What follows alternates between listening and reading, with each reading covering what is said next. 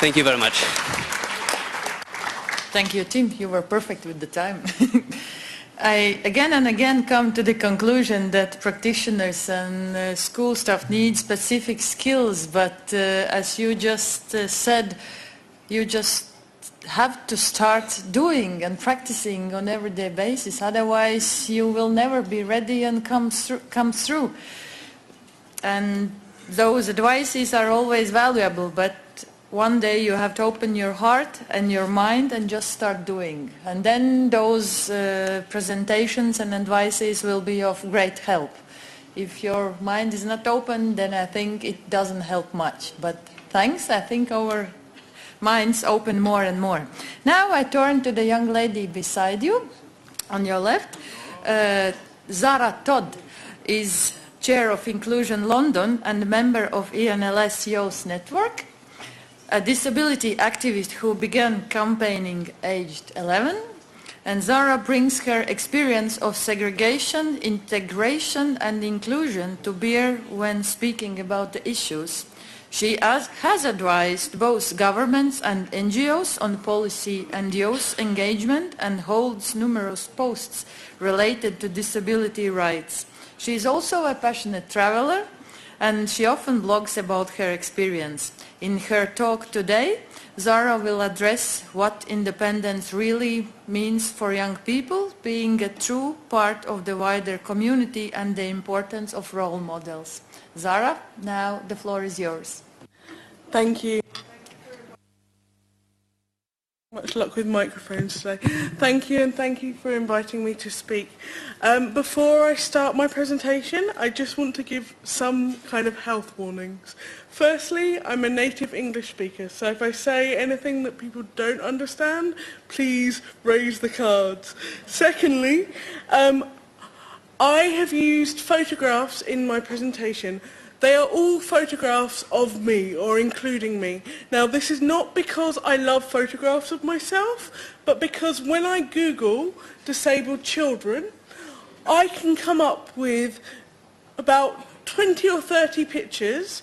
I can name the young people that are in those pictures, or at least half of them. So for me, it's really important when using images that I have permission to use them in the environment that I'm in. Obviously, when it comes to children, I have a lot of pictures of myself as a child.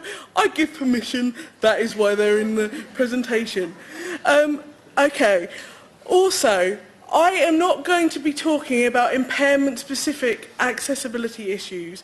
Firstly, although I am a wheelchair user, I also have a hidden impairment.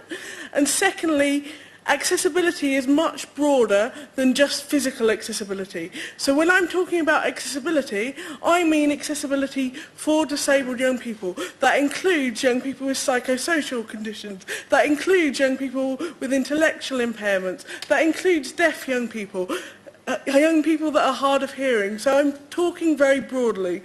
And finally, when I talk about accessibility is something that is so variable, even within countries. It is difficult to make broad statements about what is accessibility and what isn't accessibility. So when I'm talking about accessibility, I'm kind of talking about it from a theoretical point.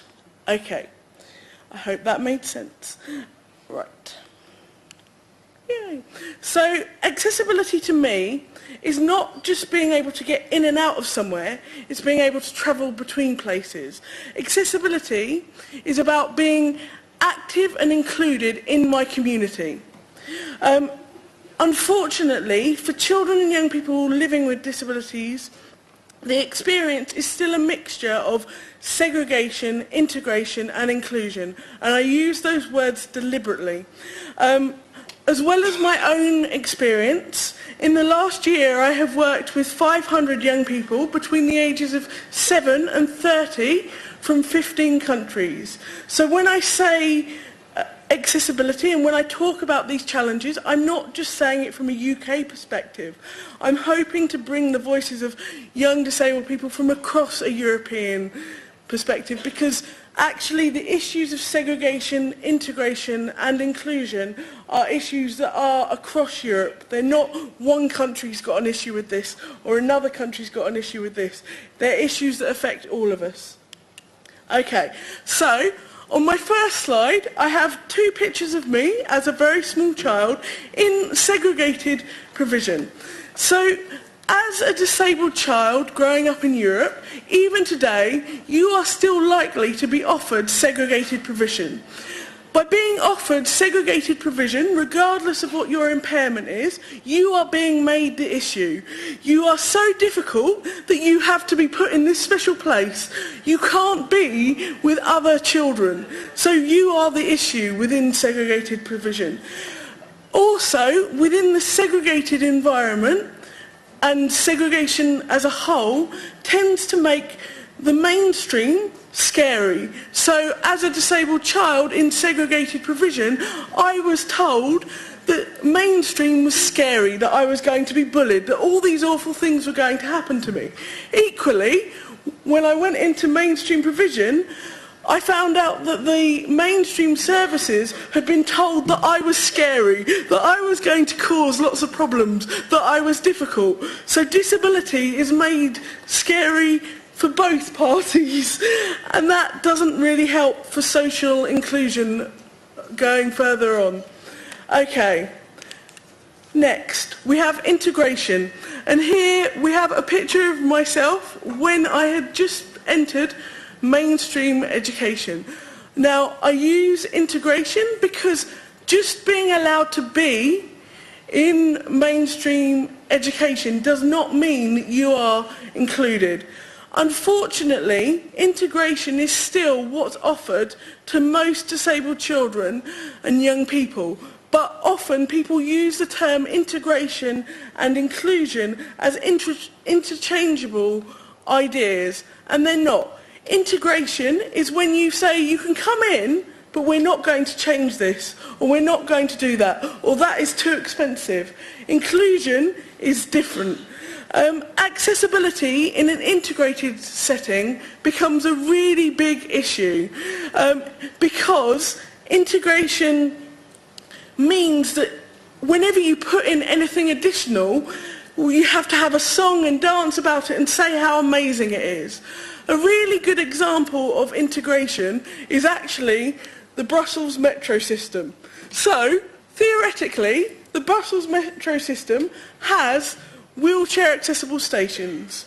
However, to use those stations, you have to be able to get across the gap between the platform and the train. If you need a ramp, like I was here a couple of months ago for the E-Nil Freedom Drive, I was left on the underground for an hour and a half because they couldn't find somebody to put the ramp in place so that I could do a 10-minute journey on the underground. So integration is when you do special things to make sure people are included, and you make a really big deal out of the method that you've used. So in Brussels, what they tend to do is where stations aren't accessible, they say, we'll provide you with a special taxi to get you from between your stations. Now that's all well and good, and it is a solution in the interim, but that is not inclusion. I can't travel with whoever I want to travel with if I have to constantly use separate means of doing it because I have a physical impairment. Okay. In this environment, so in integration, disabled young people can often feel very isolated and very different. I was in an environment where I didn't meet any other disabled young people in my school environment until I was 17. I was lucky because I'd experienced segregation and I'd been in a specialist provision. I knew that other disabled young people existed and that I wasn't alone in my experience. A lot of the young people I work with today, I'm the first disabled adult that they meet. They often only meet other young disabled people in the environments that I'm working in, and they feel very alone. I've gone Okay, so inclusion. In this slide I have a picture of me in university hoodie with a friend of mine from university. Happens to have been taken in Russia, I can't explain why. Inclusion is what we are all working towards in Europe, but it requires a change in approach and it requires a change in attitude, and that takes time. We need to expect inclusion and not settle for integration, because if we settle for integration, people are going to continue to be excluded. We need to acknowledge that inclusion goes beyond disability, so it's not just about being inclusive of disabled young people, it's about being inclusive of diversity. We are all intersectional. If I asked you to write down your identities on a bit of paper, regardless of whether you have a disability or not, there would be lots and lots of identities on those bits of paper. And it's how those identities cross over with each other that defines our experience. It took me until I was 16 to experience anything resembling inclusion. And I'm really lucky that I've even got to anything resembling inclusion. The majority of disabled children and young people, in terms of accessibility and in terms of life, do not experience anything relating to inclusion. They experience lots and lots of integration at best, in most cases. Okay. Okay. So, mobility. Accessibility in Europe. Okay, I forgot. I need to describe the pictures. So in these pictures, there is me in fact 3 different European cities, Barcelona, Brussels and Warsaw. The picture in the middle is just around the corner from here, and it's a very good example of people not thinking about access because there are 2 poles, I can't get along the pavement, and basically I'm stuck and I had to pretend to be a car.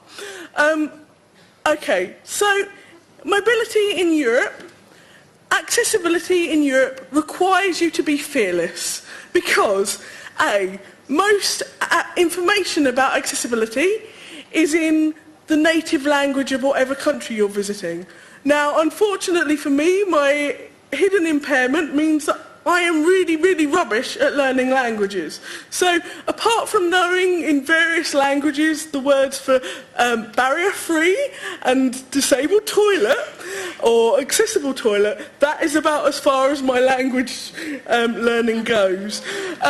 So you have to be fearless because it involves taking a risk. And also, different countries have different definitions of what accessibility means. So I've turned up at some places and they've gone, we're accessible, and I've looked at it and they've gone, no, you're not. Okay, there is a thing about accessibility falling to the individual, and if you're travelling and being mobile across Europe, as a disabled person, you have to be adaptable at this point. You have to be able to go, okay, I don't care about my dignity, or okay, I will go an extra long way, or I will give you an extra hour and a half to do this thing because it might need it. There are always surprises in being mobile across Europe. You never quite know what you're going to get, and you never know how people are going to react to you. And often, even if there are access adjustments in place, the assumptions that people make that are in charge of those adaptations means that very strange things can happen, because they're like, oh, we've never used this before, or no one's asked for it. And that then becomes a teaching session. Having adaptation doesn't mean that they're used. It's very interesting. As a powered wheelchair user, I cannot be just bounced up onto a mode of transport. Now, lots of European cities have lovely, funded by the EU, transportation systems, but a lot of them are not really designed for electric wheelchair users, although they are designed for it. It's just that everyone expects that it's going to be a manual wheelchair user. So when you turn up and you say, can I have the ramp? And they go, can I not just bounce you up the step? And I'm like, not unless you're very, very, very strong. So I think there is something about adaptations being there, but us needing to use them.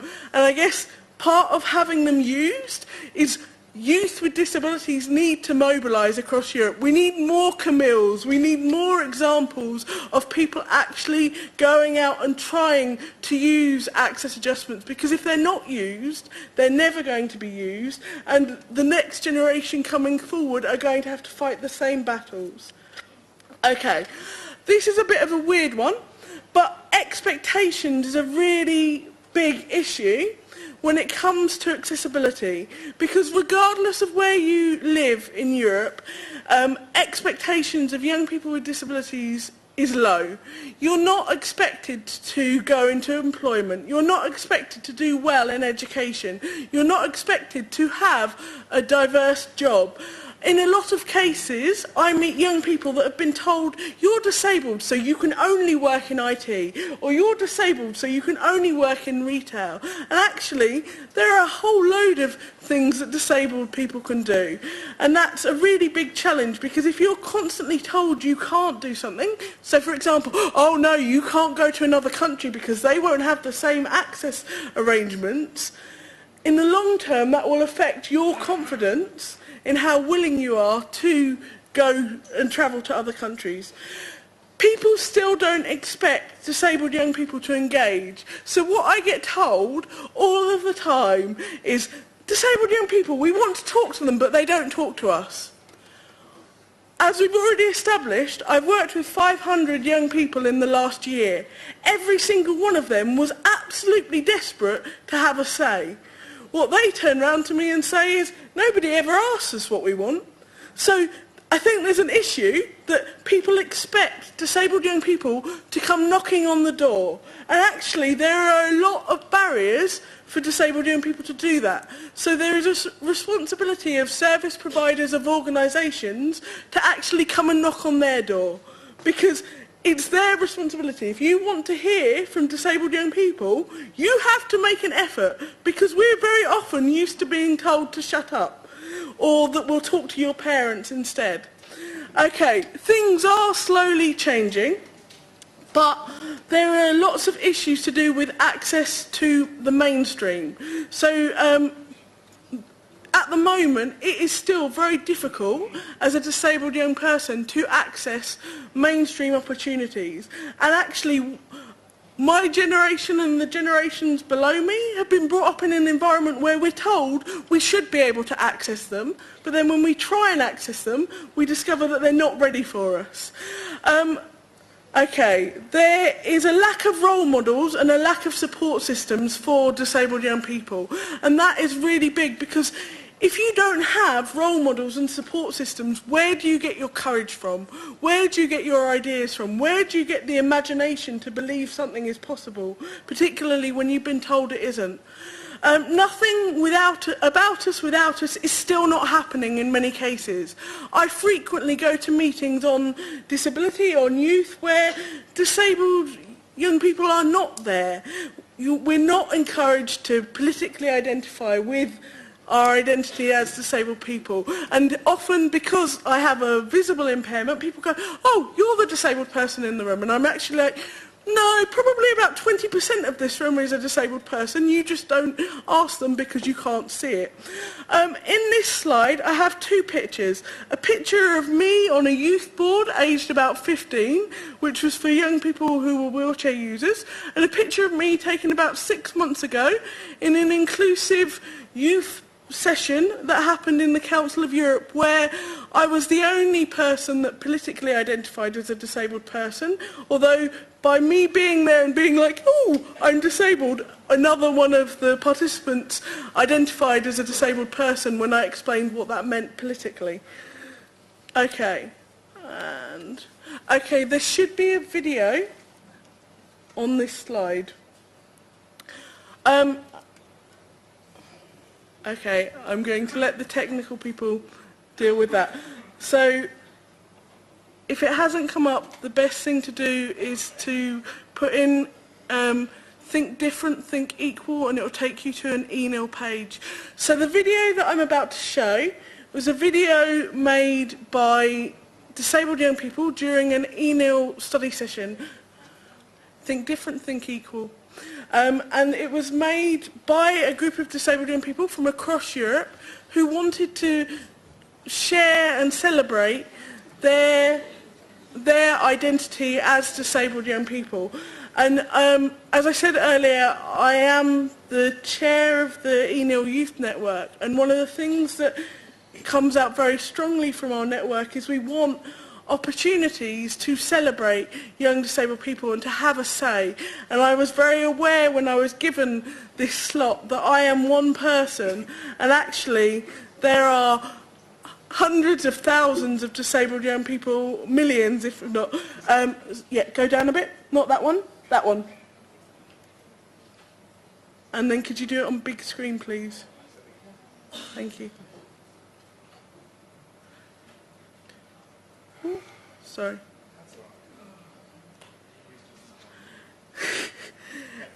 To start with, it doesn't have any sound, so that actually is right. But it should be able to be in big screen. There should be noise now, and there isn't. Are you able to turn up the volume?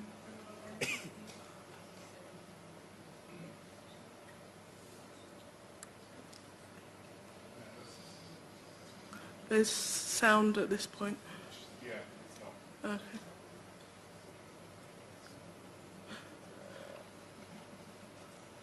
I apologise to those who are visually impaired. Normally there is sound on this, and I'm not sure what's happened.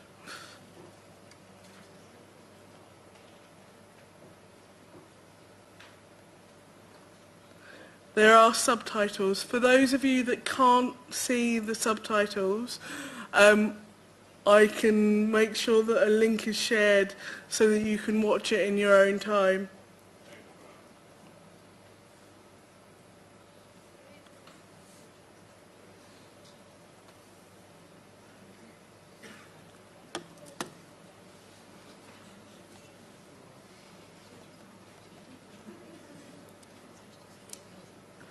Thank you.